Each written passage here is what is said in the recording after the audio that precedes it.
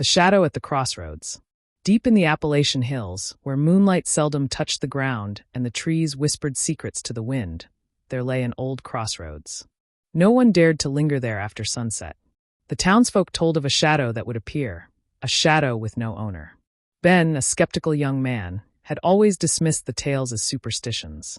He thrived on logic and reason, and his curiosity about the stories grew into an obsession.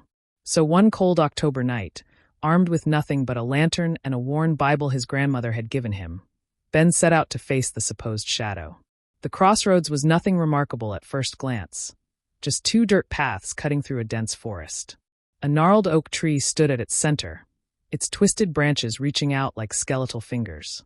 The air felt thick, as though it carried the weight of countless unseen eyes. Ben waited. Midnight came, and the only sounds were the chirping of crickets and the rustling leaves. He chuckled to himself, thinking of the townsfolk's warnings. "Nothing but an old wives' tale," he muttered. As he turned to leave, the lantern flickered. The air grew colder, and the forest fell silent. Then a low, guttural whisper cut through the stillness.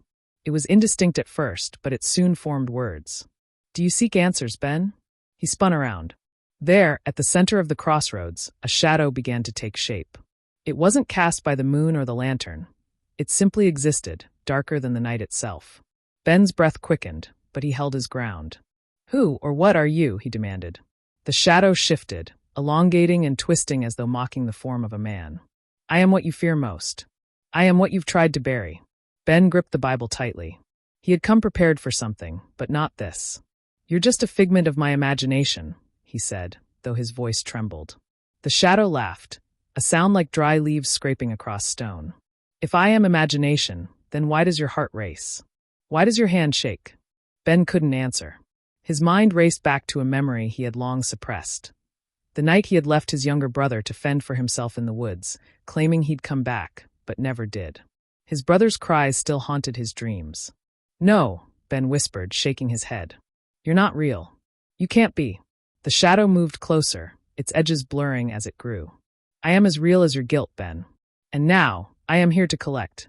Ben opened the Bible, his hands trembling. He began to read aloud, but the words came out garbled, his voice cracking under the weight of his fear. The shadow loomed over him, a towering void that seemed to swallow the light of the lantern. "You think that book can save you?" the shadow hissed. "It's not the words that matter, Ben. It's the faith behind them. Do you believe?" Ben hesitated. His doubt, the same doubt that had led him to abandon his brother, seeped into every corner of his mind. The shadow laughed again, a hollow, echoing sound. As the darkness closed in, Ben remembered his grandmother's voice, soft and firm. "When you doubt, cry out to him. He will answer." In a final act of desperation, Ben dropped to his knees. "Lord, help me," he cried, tears streaming down his face. The shadow recoiled, shrieking in agony as a brilliant light erupted from the Bible. The words on its pages glowed, illuminating the crossroads. The shadow writhed, shrinking and fading until it was no more. Ben collapsed, gasping for air. The forest was silent again, but this time, it was a peaceful silence. The lantern burned steadily, its flame unwavering. As dawn broke, Ben rose and walked back to town, the Bible clutched tightly to his chest. He wasn't the same man who had left. The shadow had forced him to confront his guilt, but in the end, faith had saved him. The townsfolk never saw the shadow at the crossroads again. But Ben would tell anyone who listened, the darkness is real, but so is the light. And the light always wins.